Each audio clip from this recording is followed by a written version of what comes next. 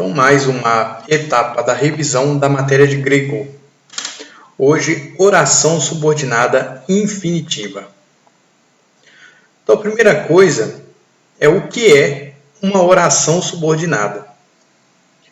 A definição no livro do Domingos Pascoal Segala, da gramática, Novíssima Gramática da Língua Portuguesa, é: oração subordinada é a que depende de outra, serve-lhe de termo e completa-lhe ou amplia-lhe o sentido. Quando se apresenta desenvolvida, vem geralmente ligada por um conectivo subordinativo. O que significa isso? Trocando em miúdos. Oração subordinada, ela serve para completar uma outra oração principal. Ou seja, ela sozinha, ela não tem o sentido completo, ela serve para completar outra. A principal também é chamada de regente. E o Segala dá esses exemplos aqui. Por exemplo, eu não esperava que ele concordasse.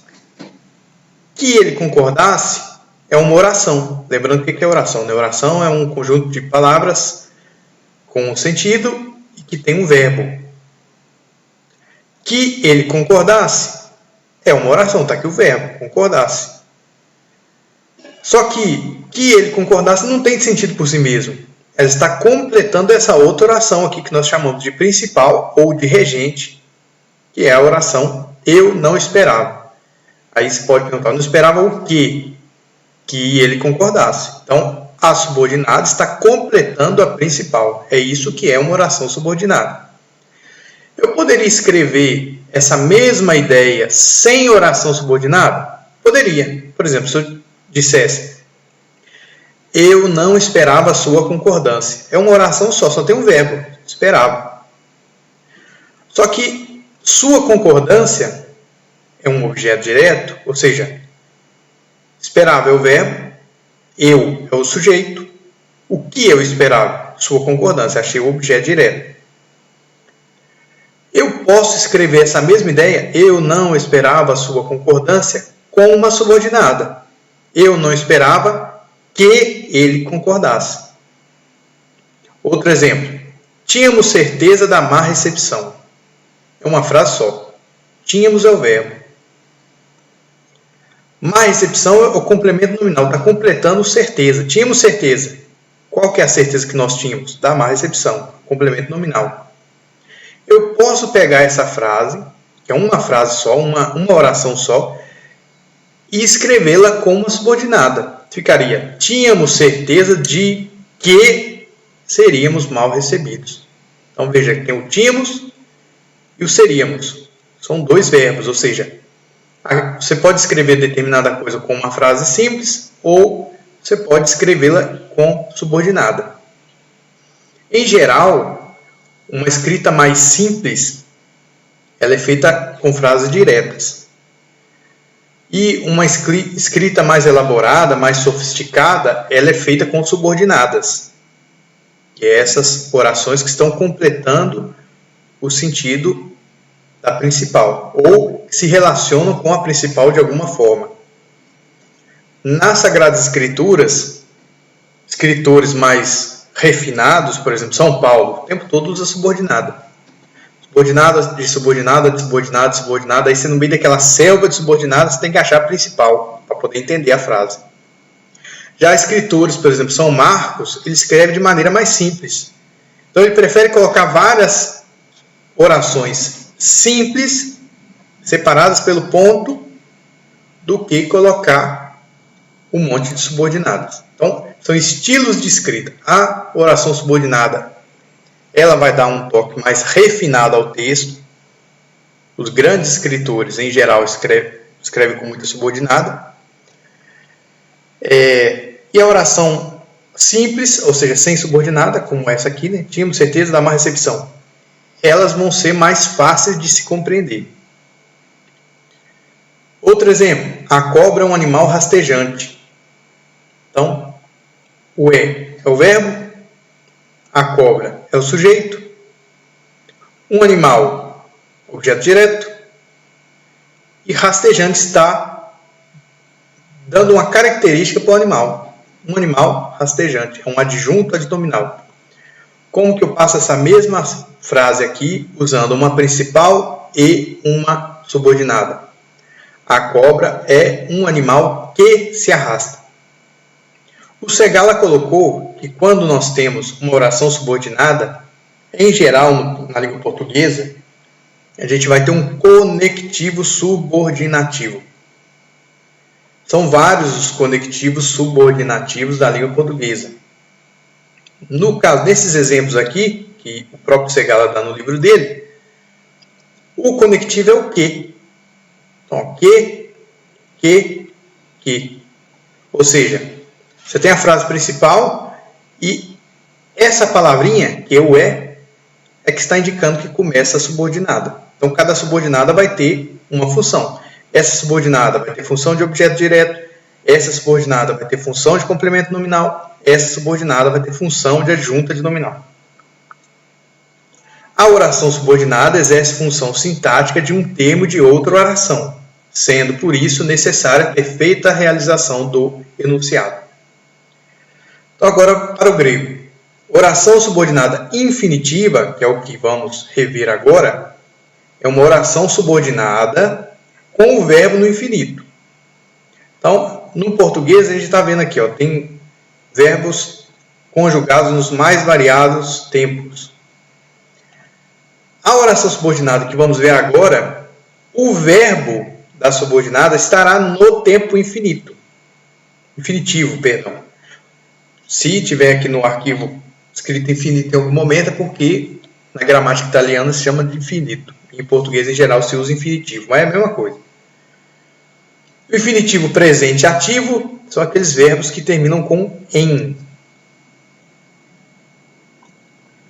E o infinitivo presente passivo são verbos que terminam com sai. Então, você viu lá o verbo em no final, infinitivo presente ativo. Sai no final, infinitivo presente passivo. Como que se traduz? Vamos imaginar aqui o verbo amar. Agapau. Como que é o infinito presente ativo de agapau, de amar? Agapem. Só colocar o em, você acha o infinito presente ativo. A tradução, amar. Infinitivo presente ativo português. Infinitivo presente passivo de agapau. Agapestai. Então, quando a gente lê lá agapestai, significa que em grego é infinitivo presente passivo. Como que se traduz isso em português? Você coloca o verbo ser para fazer o passivo e em seguida o particípio do verbo em questão. Então, como é que é infinitivo presente passivo? Como é que se traduz o agapestai? A gente vai traduzir por ser amado. Tem dois tipos de subordinada infinitiva, que é o que estamos estudando nessa lição. Uma se chama infinitiva subjetiva. Por que é subjetiva? Porque ela tem função de sujeito. Lembra que cada uma subordinada aqui pode ter função de alguma coisa? Se a subordinada tem função de sujeito, em grego ela se chama infinitiva subjetiva. E tem a infinitiva objetiva, que, como o nome diz, é a que tem função de objeto.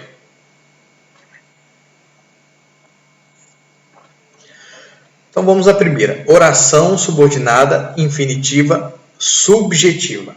Subjetiva de subjecto, do sujeito. Dizemos que são proposições subjetivas aquelas subordinadas que funcionam como sujeito do verbo da oração principal. Em grego, as proposições subjetivas são construídas da seguinte forma. Tem duas maneiras de se fazer uma subordinada subjetiva. De forma explícita. É a mais fácil. Por quê? Porque ela sempre vai começar com roti ou com ros, que a gente vai traduzir por que. Seguidas por verbos no tempo indicativo. O sujeito da proposição subjetiva, ou outra maneira de falar proposição da subordinada subjetiva, normalmente está no caso nominativo. Então aqui deu um exemplo. Delon un estim. Como é que se traduz? Delon, claro. Un, advérbio, portanto. Estim é. Delon un estim. Como é que se traduz? É claro, portanto. Hoti, que. Aqui nós vemos esse que, em grego, hoti, é que está indicando que vai começar a subordinada. Então, a subordinada será hoti Marcos uk hexei temeron. É claro, portanto, que Marcos não virá hoje. Então, a subordinada. Como que eu sei que é uma subordinada infinitiva? Aliás, perdão, uma subordinada subjetiva. Por causa do verbo. Delon. Delon estim, dessa construção verbal. Delon estim, é claro. Porque a expressão é claro, ela não tem um sujeito. Quando eu digo é claro, não faz sentido eu perguntar quem é claro.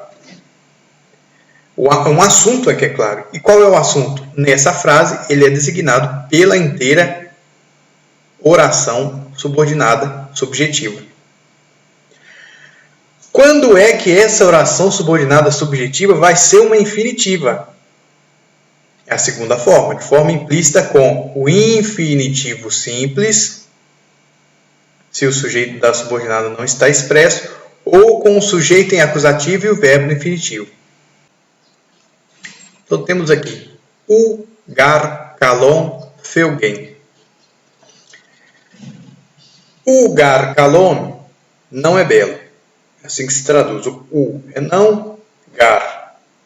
É um reforçativo, né? Poderia ser traduzido também como de fato. Kalon, belo. Então, o verbo ser está implícito. O gar, kalon não é belo. Veja que é uma frase que não tem sujeito. Quem não é belo? O sujeito é feugen, fugir. Por isso é uma oração subordinada subjetiva. E por que ela é oração subordinada infinitiva subjetiva? Porque esse verbo aqui, que ele é sujeito, ele está no infinitivo. Isso existe também no português, ou seja, o feugen, o sujeito aqui não aparece na subordinada, ele está sozinho, por isso se diz infinitivo simples. Quando a subordinada é o verbo no infinitivo sozinho, se traduz direto, porque isso também existe em português. Então a tradução vai ser não é belo, feugen, traduzido direto, fugir. Não é belo, fugir. Agora o segundo tipo. Delon estim, é claro. Então achamos aqui a oração principal, é claro. Aqui nós temos agaton, se, einai. O einai é o verbo no infinitivo. Alguém pode pensar assim, mas o infinitivo não termina com en e com stai? Que einai é um verbo irregular, é o verbo ser, que em grego é eimi. Então, o verbo ser no infinitivo.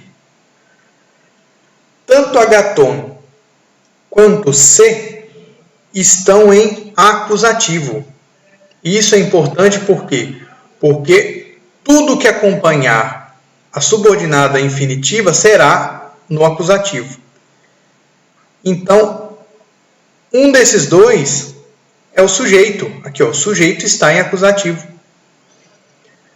Como que eu faço, então, quando eu identifico? Olha, tem um verbo no infinitivo e tem outras palavras acompanhando esse verbo em acusativo. Os passos são esses três. Primeiro, identificar onde começa a subordinada. Eu vou separar tudo aquilo que é o verbo no infinitivo e o que está em acusativo. Separei essas. Daqui para cá é a subordinada, já identifiquei.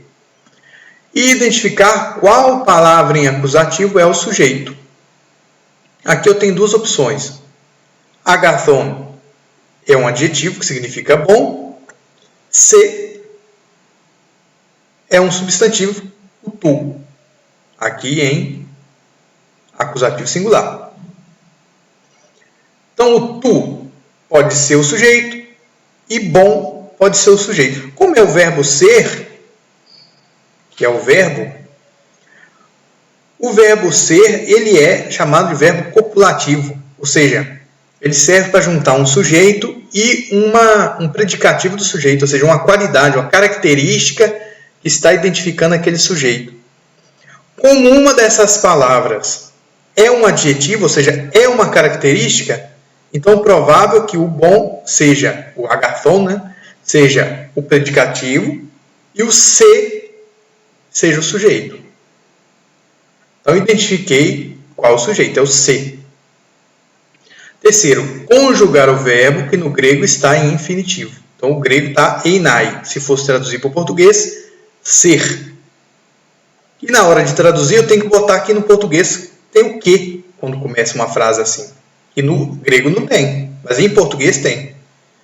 Então, eu vou traduzir. É claro que sujeito, tu, verbo, é o verbo ser, e o restante, bom. Só que fica estranho se eu traduzir isso. É claro que tu ser bom. Porque eu tenho que conjugar o verbo. Como é que eu vou saber qual o tempo que eu devo conjugar o verbo de uma infinitiva? É muito simples. Se é um infinito presente, que é o que nós estamos vendo aqui, ele vai ser contemporâneo ao verbo da principal. Então, eu vou olhar o verbo principal. É. Aqui está o verbo do principal. Esse verbo está no presente, certo? Então, o verbo ser vai ser conjugado no presente. Tu és. Por quê? Porque é contemporâneo. Infinitivo presente, ele é contemporâneo a regente. Se aqui fosse um verbo no futuro, será claro que tu, aí o verbo ser aqui teria que ser no futuro, para ser contemporâneo da regente. Então seria, será claro que tu será bom. Se o verbo na principal fosse no passado, foi claro que aí a contemporaneidade do passado seria o verbo no imperfeito. Então a frase seria, foi claro que tu seria bom. Então lembrando, não significa que por ser infinitivo presente, o verbo aqui sempre vai ser conjugado no presente. Não, ele vai ser conjugado contemporaneamente em relação ao verbo da principal. Se o verbo da principal está em presente, o da subordinada vai ser presente. Se o verbo da principal futuro, subordinada futuro. Se o verbo da principal for passado, subordinada vai ser imperfeito, que é o imperfeito que indica contemporaneidade com o passado. Isso é uma regra da língua portuguesa, porque vem do latim. O latim também é exatamente assim. Então temos aqui infinitiva subjetiva, um resumo aqui do que foi visto. Verbo da regente impessoal, como é claro, essa expressão aqui ela é impessoal, não tem sujeito, ou declarativo estimativo. Mais para frente eu vou colocar quais são esses verbos declarativos estimativos que vão indicar para a gente que é uma infinitiva subjetiva.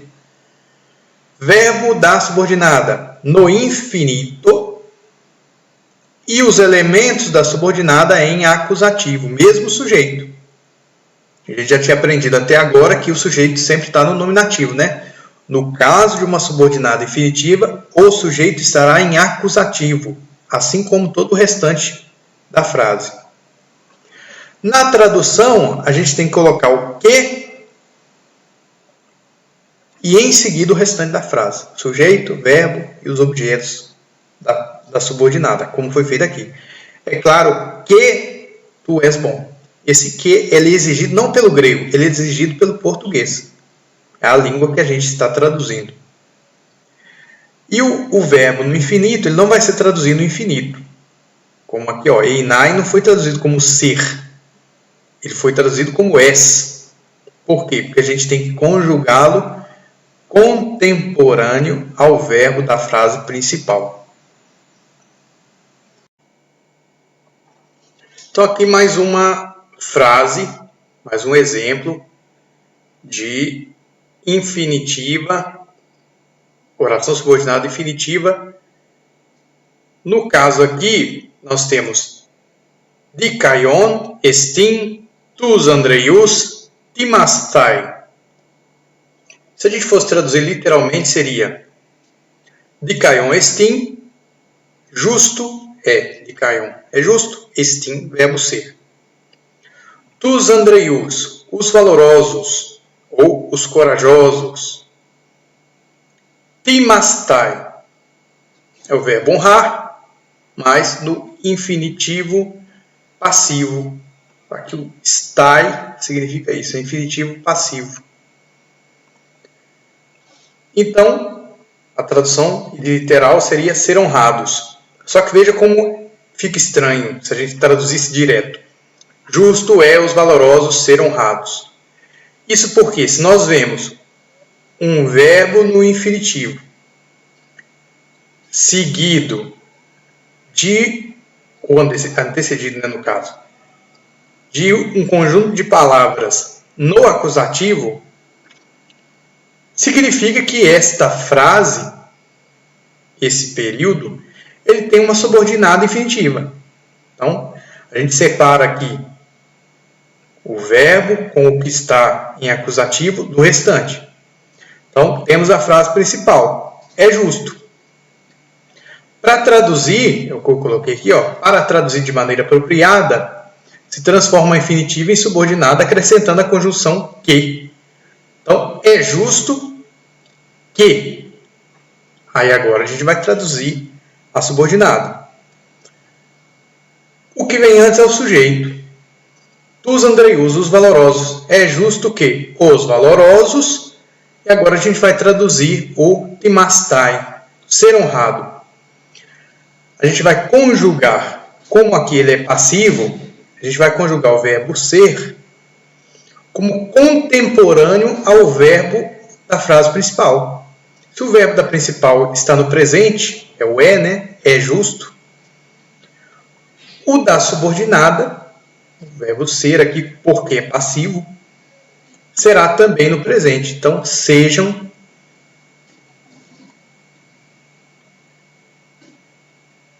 honrados. Então, a tradução correta é justo que os valorosos sejam honrados.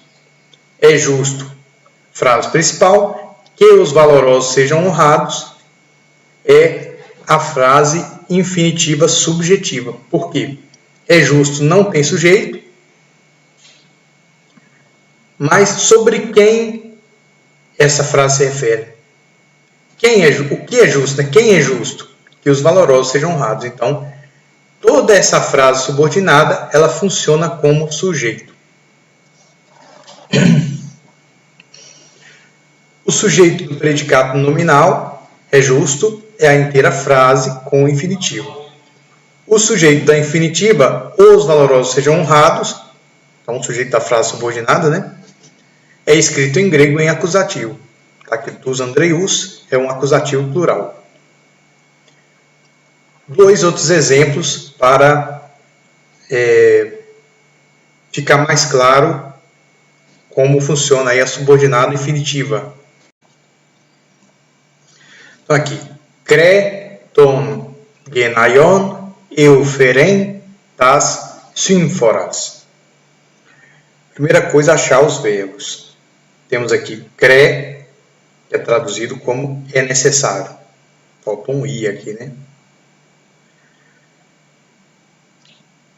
Feren, que é um verbo no infinitivo, termina aqui em. Então, infinitivo presente ativo. Essa partícula aqui, ela está ligada ao verbo. Significa bom. Assim como euangelion é boa mensagem, euferen, nós vamos ver aqui, era suportar bem. Poderia ser também carregar bem, porque o verbo fero, em grego, ele tem muitos significados possíveis. O mais comum é portar, carregar. Nesse caso aqui vai ser traduzido por suportar. Nós temos ton genaion, que é um acusativo. Vou escrever senão porque...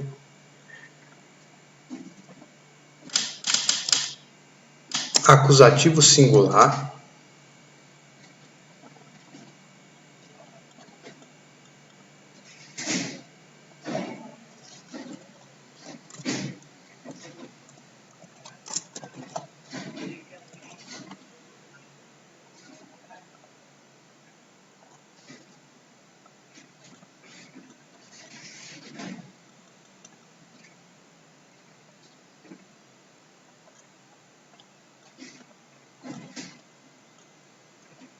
Um acusativo singular. Temos de katás sínforas, que também é um acusativo singular.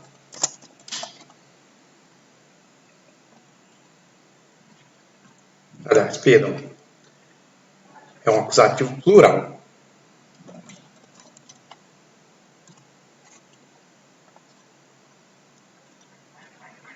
Então, nós temos aqui um verbo, cre,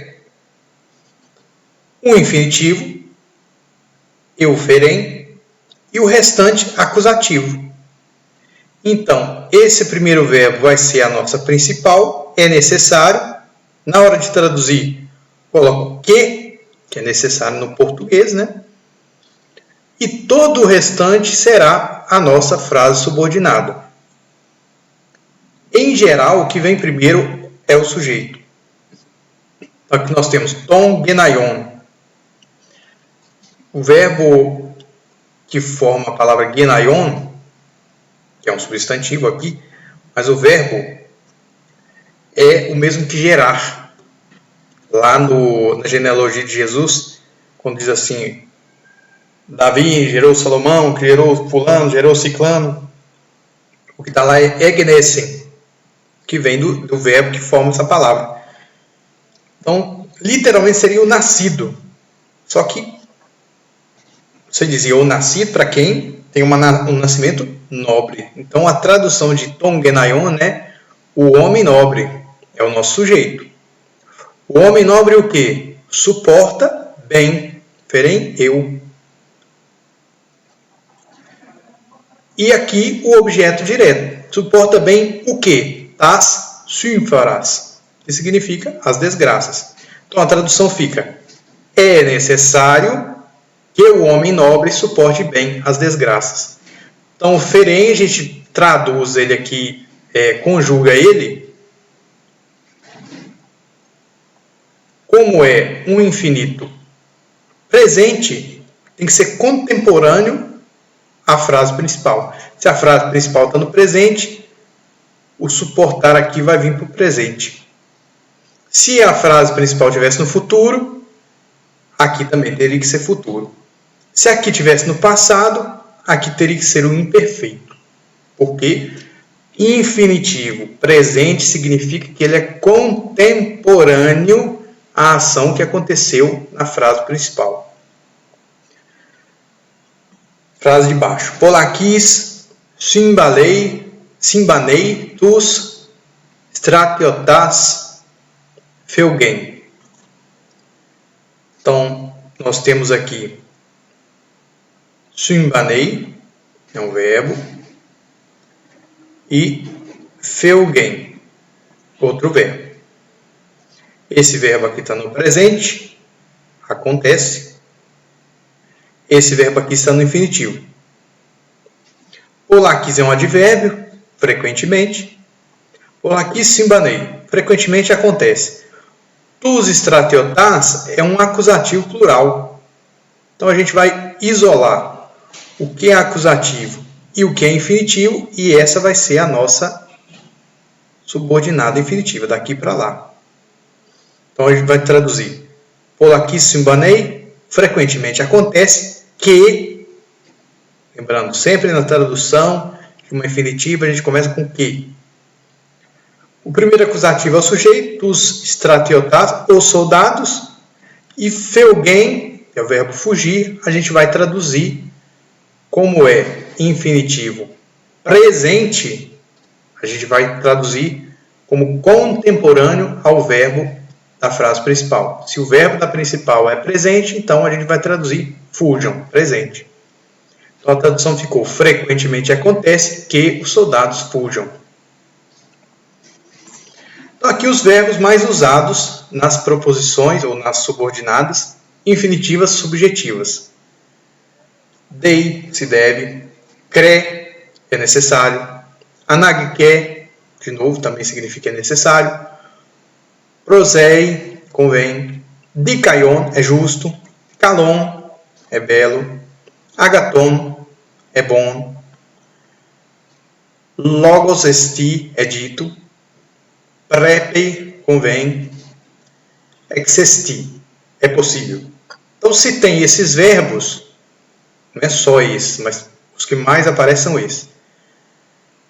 Veja que são verbos impessoais, então é provável que a frase subordinada que vem em seguida é que seja o sujeito.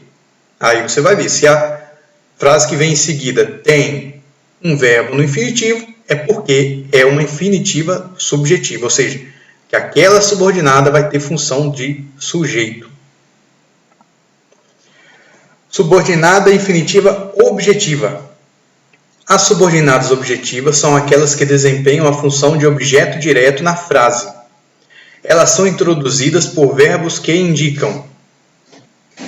Então, da mesma forma que a subordinada pode significar ter função de sujeito, ela pode ter também função de objeto. Se as que têm função de sujeito, em geral, aparece quando esse tipo de verbo aqui está na principal, ela tem função de objeto quando esses verbos aqui estão na principal. Então, nós temos verbos que indicam afirmação ou convicção, como lego, eu digo, nomizo, eu penso, gnosco, eu sei, eu conheço. Verbos que indicam vontade, como θέλω, que significa quero, bulomai, que significa desejo, melo, que significa tenho intenção. Subordinada infinitiva objetiva, ela é introduzida por verbos que indicam capacidade e possibilidade, como dynamai, posso, rikanos, em mim, sou capaz de, ou verbos que indicam ordens ou comandos. Keleo, que significa ordeno, tazo, que significa mando, epistelo, que significa ordeno. Então, tendo um desses verbos, você vai ver, lá na frente tem um verbo no infinitivo? Tem. Então, significa que, provavelmente, ali está uma subordinada infinitiva objetiva. Exemplo. Bulomai. Então, bulomai está aqui, né? Significa desejo. Ou quero. Bulomai, tus Andreius timastai. Então, nós temos aqui um verbo e o outro verbo aqui. Timastai. Esse aqui está no presente. Esse aqui está no infinitivo presente. Tus Andreius está em acusativo plural. Então, aqui começa a subordinada. Aí eu vou traduzir com quero, que, tem que colocar o que, isso quem exige é o português, embora não tenha no grego. Tus Andreius, os valorosos, timastai. Timau é honrar, timastai é ser honrado. Mas como é que eu vou conjugar o ser honrado? Que a tradução literal seria quero os valorosos ser honrado. Só que ser honrado eu tenho que conjugar para passar em português. Aí eu vou conjugar, se é um infinitivo presente, eu vou conjugar como contemporâneo ao verbo da principal. Como o verbo da principal está no presente, eu tenho que conjugar no presente. Sejam honrados. Então a tradução é: quero que os valorosos sejam honrados. Aqui um esqueminha, né, de como é a subordinada infinitiva objetiva. Como dá para notar, se aprender uma, se aprende a outra. A diferença são só os tipos de verbos, né? Então, infinitiva objetiva o verbo da regente indica afirmação, vontade, capacidade ou ordem. Que é esses aqui. Na subordinada, o verbo está no infinitivo e os elementos da subordinada estão em acusativo, como aqui, ó, tus Andreus, acusativo. A tradução inicia com que, conjunção que começa esse tipo de frase em português. O verbo no infinitivo presente expressa contemporaneidade em relação ao regente. A forma implícita de subordinado infinitivo objetiva se faz com o infinitivo simples, quando o sujeito da oração subordinada objetiva é o mesmo da principal. Semelhante ao que a gente já viu lá da subordinada subjetiva. Então, quando a gente tem aqui Hoi nautai uk ethelon esbainen. Então, primeiro temos o verbo ethelon, que é o verbo telo, aqui, telo, no imperfeito. Então, o verbo no imperfeito, verbo telo, um verbo que indica vontade. Portanto, vamos ver se é uma subordinada infinitiva objetiva. Tem um outro verbo que está no infinitivo, aqui o em, indicando que ele está no infinitivo presente ativo. Então, temos um verbo no imperfeito e o outro no infinitivo. Veja que não tem nada aqui em acusativo acompanhando o verbo no infinitivo, ele está sozinho. Quando o verbo no infinitivo está sozinho, eu traduzo para o infinitivo em português. Então, Hoi nautai, os marinheiros, uk ethelon, não queriam, e eu traduzo direto. Por quê? Porque o infinitivo está sozinho. Então, põe lá no infinitivo em português, embarcar. Vamos voltar lá no começo para lembrar que foi exatamente o que a gente fez aqui.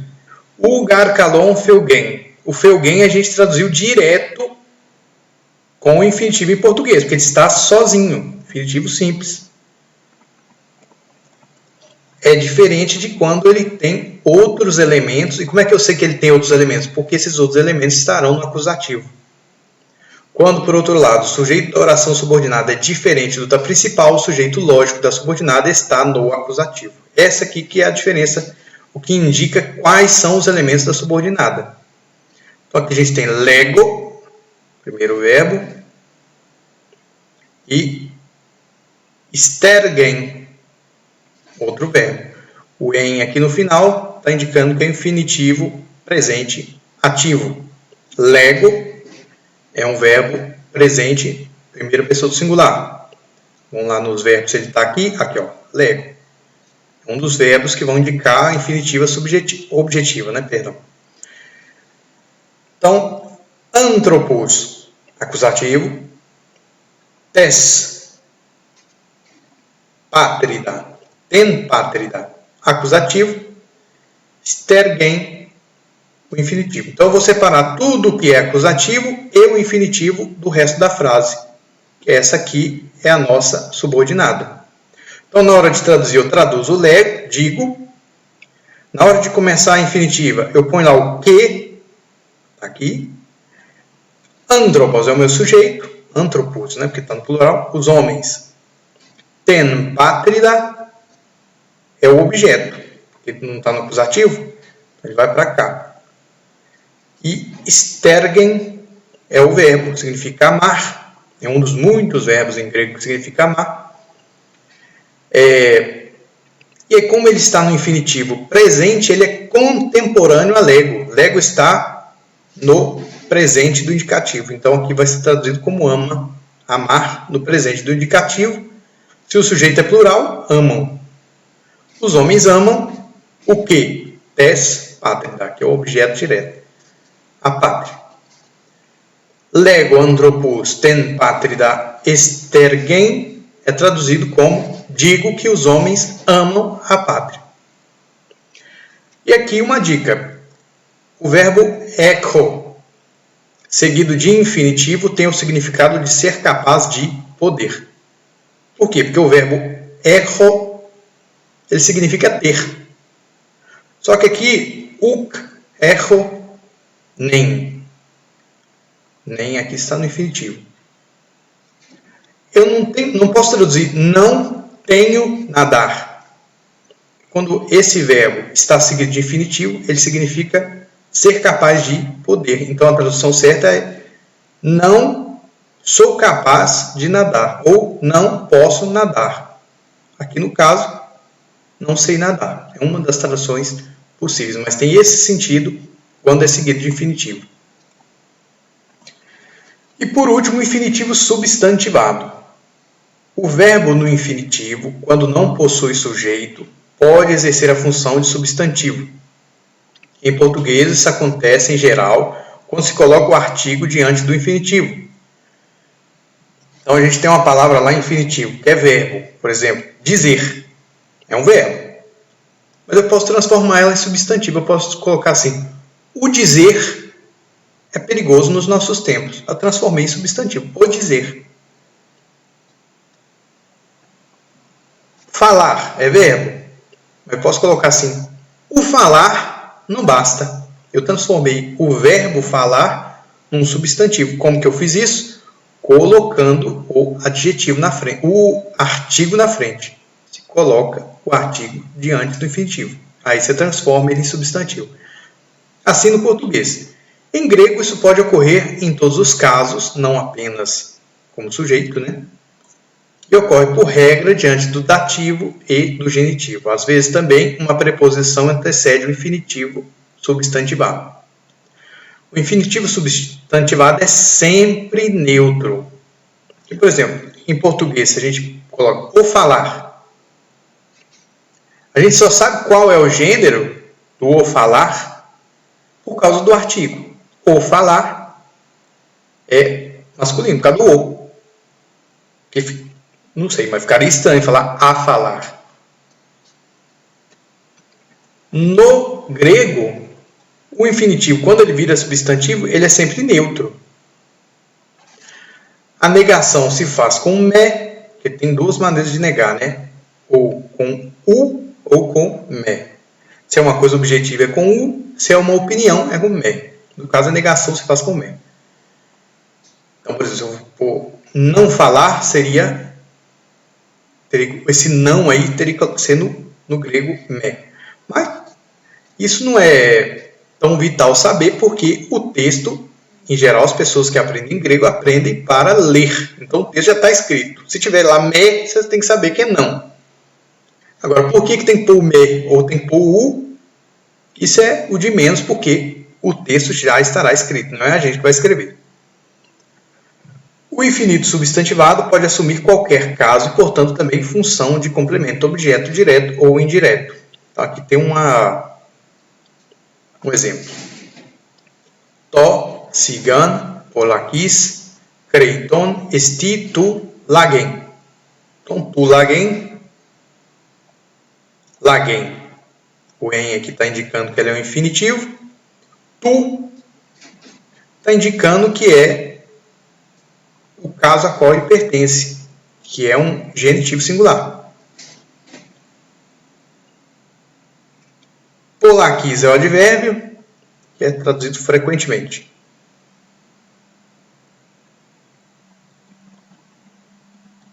Então a tradução fica frequentemente, polakis, calar, tolsigan,